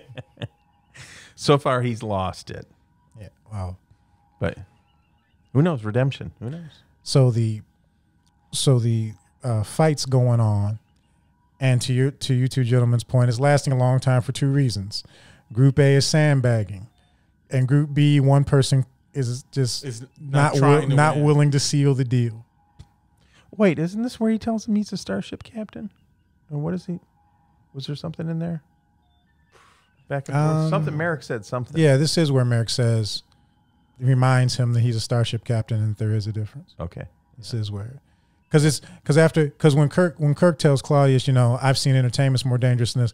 Claudius goes, that may be, but watching your men. Oh, that's right. No, he says Mericus was a starship captain, and I've observed your species, and you have no such strength. Yes. And Mericus says he commands not just a spaceship, but a starship. Right. Yeah. Right. There is a difference. A very special vessel and crew. So this is a I tried for such a command. This is a turn on Merrick's, and it's a turn on the proconsul. The proconsul starts to look at Merrick differently And Kirk. and Kirk differently. So where before, he's always looked at Merrick the same way. well, before at the dinner he was defending Merrick. He and Merrick's wasn't choices. openly Well, humiliating. He's at the point where Merrick is on his way out. Right. Like first citizen will be Kirk. All right, he's like Palpatine. Join Yep. me, Kirk. Yep. Yeah. That's what Jim does all the time before every podcast. Because you would have known if there wasn't an execution scheduled for Kirk. The next match would have been Kirk and Mericus. Probably. That's what I would have done if I was the Probably. proconsul. Probably. But Let Kirk openly challenge the first citizen. That's right, yeah. Spock wins. He comes over and helps McCoy. And the whole thing is stopped. And then the proconsul asks Mericus, what do we want to do with him? Mericus punts the ball. He gives it to Kirk. Kirk doesn't say anything. The proconsul says, because he's trying to get Kirk to give in again. Right. And the proconsul says, well, put them all back in prison. Take them to their cells. Take them to their cells, except for James T. Perfect Hair. He gets taken to... Well, he hasn't had to exert himself yet. He gets taken to... but it's coming. The proconsul's room, or is that Merrick's room? No, That's proconsul's room. It's Kirk's room, really. I mean, it's probably the same set, but it's supposed to be the room. No, the room where the lady appears. It's the room where they're keeping Kirk. I don't think The- it's intended to be the The proconsul's room. OE of the week. No. Oh, I No. think I agree with you on that one. Yeah, I think initially we think it's the proconsuls, but it's probably the quarters that they they're were going to keeping keep him them in. in. Yeah. And it's just the same set. Oh no, he says take him to my quarters. Oh, There he you does go. say it. There you go. Okay. Okay, Captain, I stand correct. All right, Audio Arthur to the rescue. So Kirk As goes usual. to his quarters, and his boys go to prison. Once again, trying to buy the captain. That's right. And the woman who Well, first fed him lamb. Not trying to buy the captain. Oh, he's trying to buy him. No, he's not, because he tells him later why he did it. Remember? He tells him this isn't a ploy to bring. I think you're both right. I think it was an attempt to buy, and if he didn't buy, then he was going to schmooze him with, "I'm treating you like a man." Okay. Yeah, I think it's both. I think that's still tantamount to the same thing. Yeah. Okay. But once again, a beautiful woman of the week, there to sweeten the deal. Whether you think she's a beautiful woman of the week, Oh, this is what we're given. This is what we're given. I think she's lovely. 1950 lovely. Yeah. 1968 lovely. Provide you with food, wine, and whatever you wish this evening. For Yes. I am your slave. Command me. Oh, that's the word. That's what it said. Oh, hold on. Don't take that back. Take that back. Well, no. The disclaimer. The disclaimer. This is what the episode said. Captain Daystrom is quoting 1968 script writing. It is not his personal view No, if I had a It slave, is his of personal- these If I had a slave- of these slave if interactions. I had a slave, which I do not, this is what I would expect. Captain Daystrom's words and views are those of men on track. I thought it was supposed to be those are not. are not. Okay. Or All right, let's move forward. Or they might be, or they might be, depending Let's on just what say doesn't Kirk confuse- is going to have a good evening. So she's trying to smooth Kirk. At this time, we swap to his friends, McCoy and Spock, and who are Fade. behind bars. fade to black, and Kirk has to exert himself. Where's the damage control? We swap to McCoy and Spock, who are behind bars, and Spock seems to be annoyed, Pensive. pensive. Yeah. That's a good word. Frustrated. Yeah. He denies Pensive. it. He denies it. So he's checking the bars, and McCoy points it out. Spock says it's only logical for me to find a way out. Right. And McCoy goes, for the 15th time? Yeah. How many times are you going to check these bars, oh logical one? Right. Well, They're the same bars, right? I like when they pan in on Spock testing the bars, and you kind of, you find out there is a limit to Vulcan's strength, but they do a pretty good job of letting you know that when he's grabbing on those bars, it's not completely out of the question that he can make something happen. So McCoy comes over, and he's trying to say thank you for saving my bacon in the arena because I'm useless with a weapon. Yes.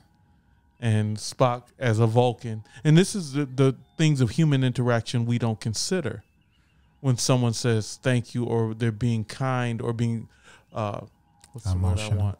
Emotional in response to something good you've done for them. Yes. Grateful. Grateful. Okay. Someone's being Gratitude. grateful. They expect you to be magnanimous in your acceptance of the their compliment. Mm-hmm. But if I'm a Vulcan, I disregard the emotion Well, regarding. Yeah. But clearly here, though, it's beyond that. Spock is actually like consciously dodging this mushy moment. Well, he's a Vulcan. No, it's not. No, it's not that. Spock's feeling it, but he's not going to give it to McCoy. He's dodging here. Okay, so he dodges, and McCoy gets peeved and calls him calls him out on the dodge. a pointed-eared hobgoblin. McCoy is trying to emotionally interact with with Spock. Spock is preoccupied with his concern for the captain. Right. Which is actually what they connect upon. Right. So McCoy starts into him deep. Oh yeah, He starts he digging starts deep. peeling. He starts peeling the onion. He exposes him. He starts feeling up. He starts digging deep into Spock, and he finds something he wasn't really aware of, because he starts telling Spock about him hiding himself. He's not really living. He's afraid of an emotional outburst, a slip. and he doesn't have any true emotion or care about anybody and anything. And Spock sort of looks at him and goes, "Really, Doctor?" Yeah. And then McCoy goes, "Yeah, I'm worried about the Jim cap too. too. I'm worried about Jim too." Hey. And it's a good scene between the two characters. They're like how can you put it? It is. This is. We talk about writing and writing and writing. Where else have you seen in a story where two characters can come together in their agreement of another character? You know what I'm saying? So when he says "really, Doctor," what he's saying is, "You don't think I care about Jim?" Right. And he's like, McCoy verbalizes. He goes, "I'm worried about him too. I'm worried about him too." That character's not on screen, Right. but it's what the conditions have brought it to the point where now McCoy and Spock can finally connect at a level that's not antagonistic. Yeah. And just poking each other back and forth. And what I was even thinking in this episode, this is 2 seasons of television. This is 50 episodes. And I honestly think this is the moment where they really become friends, McCoy and Spock, because they're antagonistic and then there's respect, but they're still antagonistic and they go back and forth and nobody's ever kind of declaring it. I won't say it's when they really become friends. It's the time that the audience gets to see. It's acknowledgement of it. The acknowledgement of it. And once again, it's not laid out there for you. Right. It's not given to you on a silver platter. No, and it's not quick. They don't say it, you know. Well, that's the thing about Spock's response. "Really, Doctor?" A question. Yeah. Right. Like you have to answer that. Right. Like you can't be a lazy audience member at that point and expect that you know what that means and what it's going to cause as far as a catalyst to this relationship. You've got to do some heavy lifting. Right. And you've got to put those pieces together. Right. So while they're having that heart-to-heart, we switch back to Captain Perfect Hair, and he's having a great meal with a girl sitting next to him. It's good to be the king. It's probably lame. It's good to be the king. When in Rome. Don't be locked in a dungeon. Yeah. So he spends time, and there is a trading of bodily fluid Oh my goodness. via my. a kiss. Oh my. Hey now. It's just a kiss. Okay. Yeah, I mean, whenever I'm talking about a kiss, I talk about bodily fluids. So Kirk wakes up. And it must have been the wine. He sleeps through the afternoon. Oh, okay. It's He new. exerted himself. It's a new soundbite. That kiss took For a our lot. fans. That kiss took a lot out of him. It did. Well, consider the stress he was under, and the kiss was a release. And it must have been the wine. Let's keep that going for a while. It must have been the wine. Exchange bodily fluids. I'm sorry. You know, the only thing Old Trek doesn't have is guys like just busting out a cigarette on the bridge. You're in space, man. You're not clogging up my ear Hey, with smoke. it's If the you're a dirty 60s. smoker, you're not on my It's ship. the 60s. You're a dirty smoker, you ain't on my ship. It's just something that occurred to me because everybody else on TV was smoking. Yeah, but you're on my ship. Space, limited air. Oh, no. You ain't smoking. I would space you. Oh, no, I it's would a big- take you to it's the. a- I oh, would no. take you to the air dock. Oh, no. I'm lighting up a Marlboro right next to your chair, Captain. Oh no.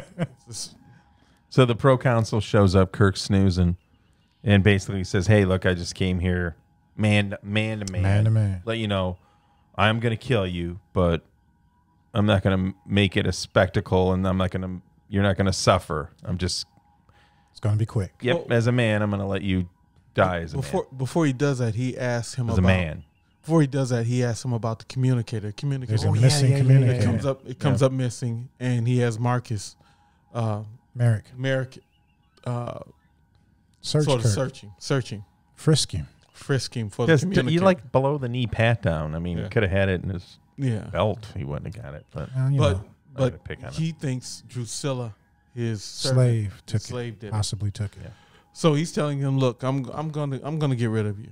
I'm gonna do you in." But I'm going to make it quick because I respect you. Right. And that's what Drusilla was about. That was respect. right. The last endeavors of a man. Yes. And then he says, "Excuse me, Americus, can you excuse us because I've got to talk to Men him. are talking. the men's are going to be talking." And this is The men's. and if you hadn't figured it out by this point in the episode, Merrick is completely his pawn. He has zero respect for him.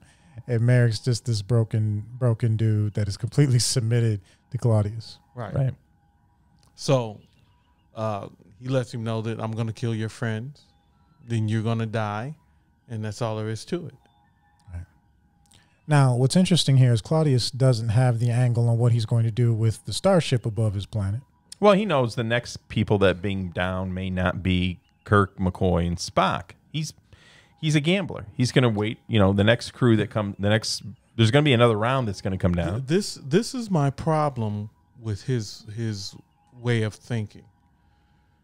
Who's to say that the next guy up there just will say, "Screw that! I'm bombarding the planet." Well, he doesn't know that, but earlier in the episode, he even says, Well, he's betting on the Prime Directive. right, he's banking on what Merrick has told him. Right. That's a gamble, man. But That's a gamble. think about it.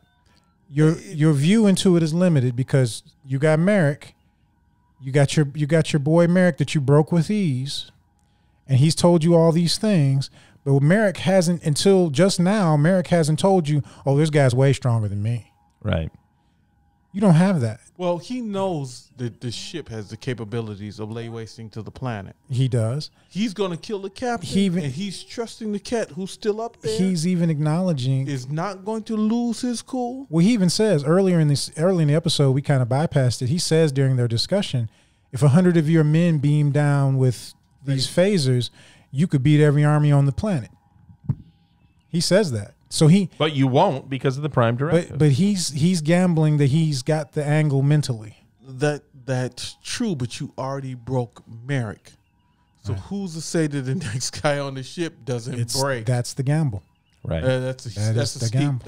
Well, he's bet. There's two ways to bet that. One is that Scotty's going to break the Prime Directive and lay waste to the planet, or Scotty's going to send down. He's not going to come down, but maybe he sends Sulu down or Chekhov down. The next landing party comes down, and Proconsul Claudius would do the same thing to him and try to get him to bring other people down. That's his other bet. I think the Proconsul's mindset is completely wrong. I think it only worked because the USS Beagle was damaged to begin with. Right. I don't disagree with that. Yeah. And any other ship that could have left would not have fallen there. Now, the USS Beagle only had 44 people on it, or 47 people. You're talking now about a 430-person starship. With lots of You red killed shirts. their captain. Red shirts. You phasers. You captured some of the Phaser crew that beamed down. Photon bombs. They're either going to leave Photon torpedoes. or they're going to break a foot off. Get your fiddle out, I Nero. don't think Rome is going to burn. I think it's illogical for you to think that you're going to capture these people. Your best bet is that they leave. It's his hubris. He thinks he can Well, handle remember, it. he throws this curve early on. He says the reason he wanted Maricus to stay is because he realizes how fragile their culture would be to outside interference and everything would become tumbling down. Mm-hmm. So you guys really can't leave. It's one of those type of things where he's thinking that. His logic is flawed, no doubt. He says it, but I think what he really means is outside influence ends my reign. Right. I'm not in control. Yep. Once it gets out what's going on here, things are going to change. Not just what's going on. People from other civilizations coming and investigating, which is Starfleet's prime directive, which is a no-no. I don't think the Klingons have one. No, of course not. Klingons find out about my planet, I'm done. Klingons love running across undeveloped societies. Yep. Slave labor. Yep. Slave labor resources. It's a beautiful thing. Repente. We might be in the wrong Navy. Yep. So when you open a can of worms of other civilizations with greater power than yours, go back and tell other people that you're there. Causing problems. So then they take Kirk away. He says, I heard the TV is just as brutal as it was back in my world. And they cut to the Enterprise, and Scott's like, all disruptor banks. Not disruptors. He's set to use the ship's power to disrupt their power stations. All right. It's not the phasers per se. Right. But what's great about this scene too, once again, they do it a lot. Uhura in the background while Scotty's talking. Oh yeah. She's delivering that performance. that unverbal performance. Yeah. That totally just makes like what Scotty's about to do. She's looking at him like Scotty got it going on. Scotty's got it together. Scotty's got it handled. In theater, that's called upstaging. Mm-hmm. You know, where you upstage someone, they put her upstage and behind so that it takes the attention away. But she does it in a way that supports. Yeah. Because she's looking at Scotty like, Beautiful black women supporting. Yes. Yes. Let that one go. Let it go. So then Kirk is out on stage. They're getting ready to kill him. Getting ready to run him through. Yeah, an execution. Yep, not even a fight. I would have had him fight Maricus. Merrick? I don't think politically Claudius can do that at this point. Yeah, probably right. He's got to uphold and plus, Merrick's the dog he can control. Yeah. So he's got to kill Kirk. Yeah. But our red shirt Flavius runs in. That's right, and that's why he is a red shirt. He says, "You want death? Fight me." Save the day. And he sprays a machine gun across the entire stage, hits Flavius. And nobody else. And the guy who was trying to kill Kirk, who we know was his henchman in Mirror. Yeah. Well, Kirk jumps on that guy's back and turns him towards the machine gun. Yeah. And for the first time in the entire episode, somebody gets stabbed because Kirk puts the sword to a guy. That's right. Yeah, Kirk saying he ain't going out like that. That's short sword, as our experts said, short sword fight. Now, if you take and look at the Prime Directive, it would be wrong if he phasered somebody with like Tracy, but it's okay for him to take a machine gun and a sword and shoot people because they got machine guns. It's okay. But if I phaser you, I'm guilty. Yes. Well, you're not introducing new technology. Yes. So I bring a machine gun down with me then. There you go. Depends on the planet, I guess. Well, I'm bringing a phaser and hoping they don't have cameras. Better yet, a phaser, and then you have a 1911 tucked in your back of your belt. MMP. I might need it. I might need a caddy. I might need a caddy with a weapons bag, and depending on the technological. So I'm beaming down to the planet. What's the highest level of technology they have? Oh, they got M16s. Give me one. No. That sounds really fair. No, that's secondary. That sounds really fair. So, it's amazing. I think that they used real blanks in this episode because if you freeze it, you can see that Sir William is grimacing because it's so lout. Look at Nimoy. Nimoy's like. Well, and the so whole thing, machine gunning a steel gate. That's not a good idea. It's not a good idea. That's a cliche. It's like a phone. Yeah, it has to work. Doesn't do anything to it. Nobody ever picked up a phone. This is not working. If anything, Kirk and Spock are laid on the floor with multiple ricochet wounds, and it's a bad episode. But they said to him, then here's you get a classic, pun here from Kirk. Like, what happened to you? He goes, well, they threw me a few curves. Right. Yeah. Kirk looks at the screen and says, I had a better night than you. That's right. And then, of course, as first stated earlier, they're used to escape attempts.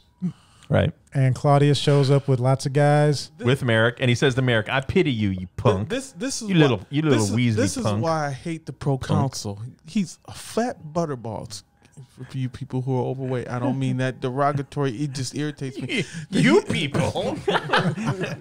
There's a half ton of fun sitting at this table. He puts his hands on his hips and like draw swords and fight like men, but he's not picking up a sword. That irritates He's me. in charge. And if That irritates and if you were truly offended by that, But once statement- again, he pokes.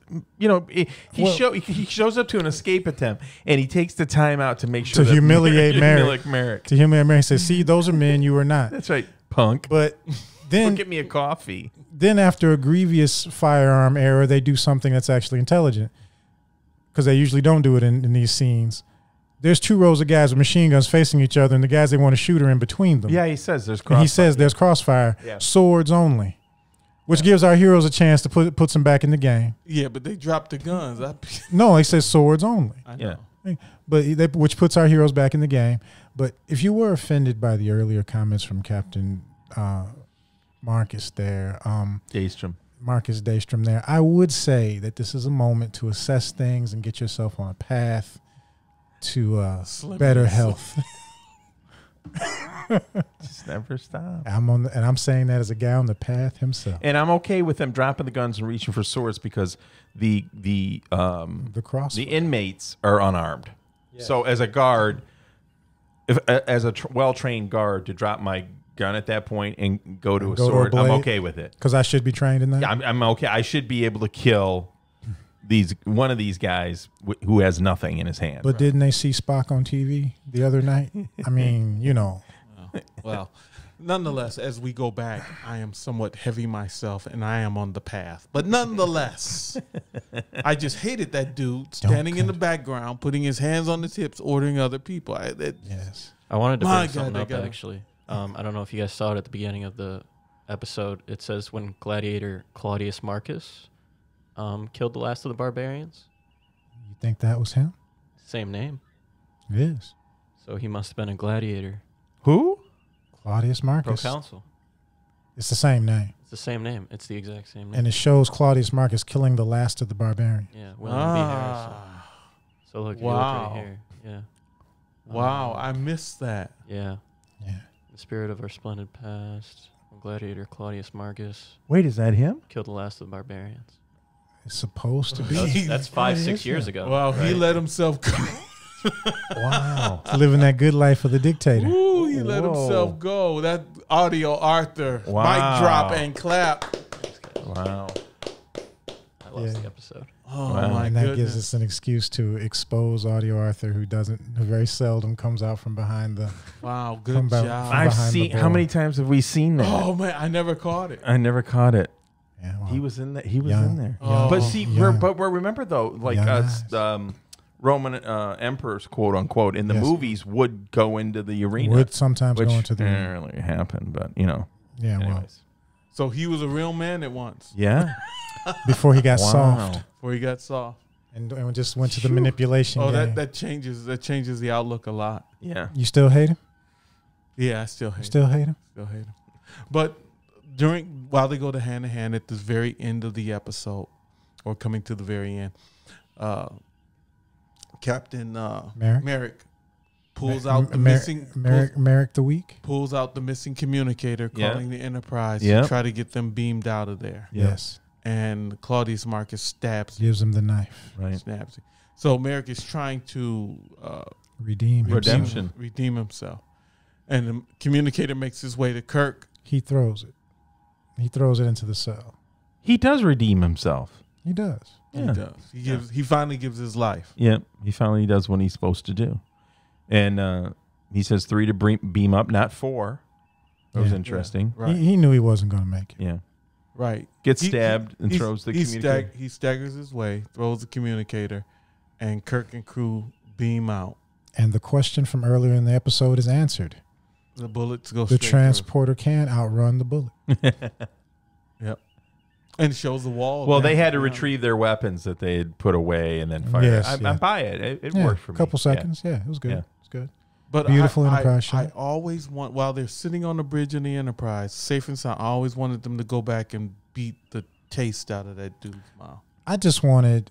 I wanted some payback. I wanted some No, I payment, agree with man. you, but I wanted punishment from the gods. I wanted a phaser beam to come down and hit Claudius in the public square in front of witnesses so that they know that they have angered the gods. Yeah. Well, who knows, man? I mean, this was all televised. There could be blood in the water. I mean, maybe his own people come for him. Yeah. Well, no, there was not televised because they were in the cells. The final, Oh, yeah, the that's final right. end was not Final told. battle. Well, he's So Claudius Marcus in that immediate moment would still maintain control of the society, but in this ending scene, which is really well delivered because it shifts to Uhura, oh yeah. the downfall of this society is given. Was already in the works. It was already in the works. Christianity. Because the worship of the sun, the worship of the sun which they were trying to keep under wraps. under wraps. But it was breaking forth, and Uhura points out that it is not the sun in the sky. Well, Uhura looks at our guys and goes, "You silly boys. Right. Don't you know who the sun is? The wisdom of the woman. Yeah, don't you know who the sun is?" And she explains, "I've been listening to their radio broadcast, And they can't gainsay it. and they can't gainsay the sun." And they're looking at her like, "Huh? What?" And she says, the Son of God. And then Kirk has an epiphany. They have their Caesar. And they have have their their Christ all at the same time. And it took all the way until the 20th century for the movement to take hold. That all men are Brothers. brothers. Beautiful episode. Yeah. Well done. Well done. Very well written. Very well written. And it gets across a lot about mankind and the responsibilities of mankind one to another. One to another. And then the responsibilities if you are a starship captain. And due to the astute observation of Audio Arthur, an epiphany. An epiphany. An epiphany. Yeah, Well, thank that's you, Audio Arthur. A double out, counsel. Sure. out of the years and years and years I watched this Never- episode, I never caught Never that. caught it. I haven't seen this one as much as them. They're a little old, but I didn't know. I didn't catch that either, or I didn't remember it. So good job. Good job. Yeah. And two epiphanies, because I really love how they move totally outside of Kirk, Spock, and McCoy, because you normally have that wrap up from them, and they go to Uhura, who's been in the background the whole time and really hasn't had any lines, Right. and she caps it off so beautifully. She's like, Yep. "Don't you guys get it? It's just really well done. It's just really good." And this is a beautiful point because they're in the thick of it. And they haven't had time to think She's- about it. She's listening to the overall flow of society from her position. Right. She's listening to them trying to gainsay And they this can't. religion that can't be gainsayed. Right. Yep. And she can, it's like when you're in the middle of something, you those saying you can't see the forest for the trees. Right. Right. In the thick of it. They don't have time to think about it.